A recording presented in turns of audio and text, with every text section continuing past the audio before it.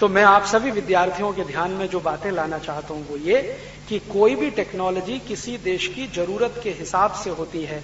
जरूरत किसी दूसरे देश की वही हो ये आवश्यक नहीं है। हमारी जरूरतें अलग हैं, यूरोप की अलग है। उनकी जरूरतें हमारी नहीं हो सकती, हमारी उनकी नहीं हो सकती। तो जरूरत के हिसाब से जो बने वो टेक्नोलॉजी है, और जो जरूरत के हिसाब से न बने वो सब कचरा है, टेक्नोलॉजी नहीं है। ये ध्यान में रखने की बात है।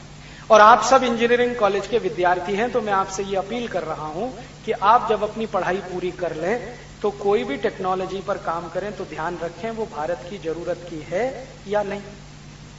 अगर वो टेक्नोलॉजी अपने देश की जरूरत नहीं है तो कभी भी उसको आगे ना बढ़ाएं, और अगर उस देश की जरूरत है तो पूरी ताकत से उसमें लग जाएं, शायद देश का भला हो जाए।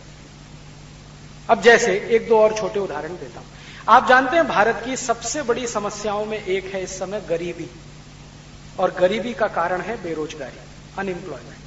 अब हम ऐसी कोई टेक्नोलॉजी डेवलप करें जिससे अनएम्प्लॉयमेंट बढ़ता हो, बेरोजगारी बढ़ती हो और गरीबी भी बढ़ती हो, तो वो हमारे लिए अभिशाप हो जाएगी टेक्नोलॉजी। आप भविष्य में जब काम करने के लिए तैयार हों तो ऐसी कोई टेक्नोलॉजी का काम न करें जो इस देश में बेरोजगारी और गरीबी बढ़ाती हो। आप टेक्नोलॉजी ऐसी डेवलप करें जो रोजगार पैदा करती हो। आप बोलेंगे जी कैसे समझ में आएगा? एक सरल उदाहरण से समझाता हूं। मान लीजिए एक टेक्सटाइल मशीन बनानी है। आप में से जो मैकेनिकल के होंगे वो इस बात को थोड़ा जल्दी समझेंगे। हमको एक मशीन डिजाइन करनी है, और ऐसी मशीन डिजाइन करनी है जिस पर 1 करोड़ मीटर कपड़ा एक दिन में बने। कल्पना करो, तो वो मशीन कैसी होगी? बहुत मेगा मशीन होगी, लार्ज स्केल की होगी, एनर्जी कंजम्पशन बहुत होगा, इन्वेस्टमेंट उसमें बहुत होगा, कैपिटल इन्वेस्टमेंट बहुत होगा, वगैरह वगैरह। अब वो एक मशीन भीलवाड़ा में चले तो 1 करोड़ मीटर कपड़ा हर दिन में बनाएगी, तो भीलवाड़ा की छोटी मशीनें सब बेकार हो जाएंगी। और अगर वो बेकार हुई तो उन पे काम करने वाले लोग बेकार हो जाएंगे, क्योंकि एक ही मशीन एक दिन में इतना कपड़ा बना देगी जितनी 100 मशीनें बना रही हैं। तो वो 100 मशीनें तो आउटडेटेड हो गई, एक मशीन प्रोमिनेंट है। अब वो मशीन भारत के हर उस शहर में लग जाए जहां कपड़ा बनता है तो लाखों लोग बेरोजगार हो गए। आपने एक मशीन डिजाइन करके दे दिया देश को जिसने लाखों लोगों को जॉबलेस कर दिया। अब आप पीठ थपथपाएंगे कि हमने तो बड़ा भारी काम किया टेक्नोलॉजी के फील्ड में।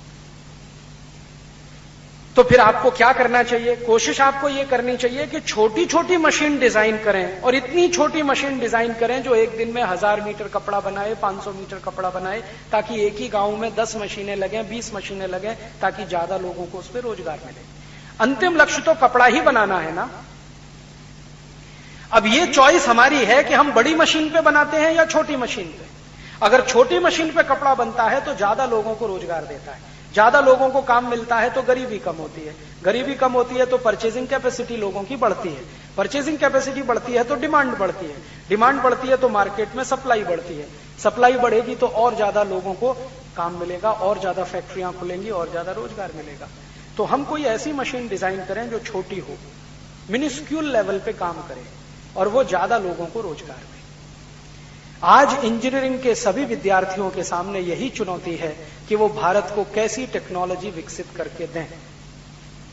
छोटी छोटी टेक्नोलॉजी में अगर हम जाएंगे तो शायद इस देश का ज्यादा भला कर पाएंगे। हमारे जो राष्ट्रपति हैं ना, आजकल बहुत बहुत चिल्लाते रहते हैं, भाई नैनो टेक्नोलॉजी पे काम करो, नैनो टेक्नोलॉजी पे काम करो, नैनो टेक्नोलॉजी। नैनो टेक्नोलॉजी माने मिनिस्क्यूल लेवल की टेक्नोलॉजी। और राष्ट्रपति बार बार कह रहे हैं कि 21st सेंचुरी में तो यही टिकने वाली है नैनो टेक्नोलॉजी। ये बड़ी टेक्नोलॉजी वाले तो सब डूबने वाले हैं, क्योंकि इसमें इन्वेस्टमेंट ज्यादा है, खर्चा बहुत है, एनर्जी कंजम्पशन बहुत है, वगैरह वगैरह। और नैनो टेक्नोलॉजी में खर्चा बहुत कम है, एनर्जी कंजम्पशन बहुत कम है, और वातावरण के काफी कुछ अनुकूल है। और हमारे राष्ट्रपति बार बार कहते हैं कि भारत को सन 2020 तक विकसित देश बनाना है, तो उसका रास्ता तो यही है कि हम small scale technology, nano technology पर काम करें।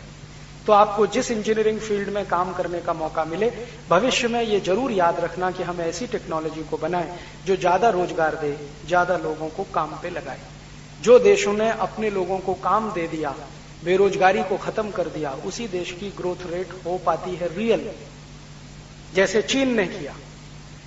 चीन एक ऐसा देश है जिसने अपने देश में एक सिद्धांत बनाया, मास प्रोडक्शन नहीं, प्रोडक्शन बाई मासेस।